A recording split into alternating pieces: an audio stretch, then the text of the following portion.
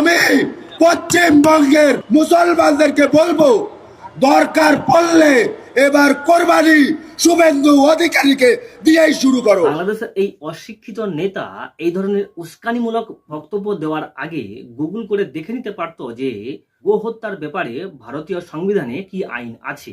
ভারতীয় সংবিধানের আর্টিকেল 48 বলছে, কৃষি এবং পশুপালনের জন্য গো সংরক্ষণ এবং প্রজাতি উন্নয়ন করতে সরকার আইন তৈরি করতে পারে। এটা directive principle of state policy, মানে সরকার কোন ব্যাপারে আইন তৈরি করতে পারে তার ব্যাপারে পরামর্শ দেয়। বর্তমান রাজ্য সরকার ডাইরেক্টিভ প্রিন্সিপাল অফ স্টেট পলিসির আর্টিকেল 48 অনুসারে ল তৈরি করেছে। 14 বছরের নিচে কোনো গরুকে হত্যা করা যাবে না। বাংলাদেশের ওই গান্ডু নেতা আমাদের রাজ্যের মুখ্যমন্ত্রীকে এই ধরনের কথা না বলে ওনার সর্বশিক্ষা অভিযানে বিদ্যালয়ে যাওয়া উচিত। গান্ডু দেশের গান্ডু নেতাকে দেখলে সত্যই হাসি পায়। মিত্রগণ, 1 সেকেন্ড সময় লাগবে। Please subscribe my channel Jio event Adda for never missing an update.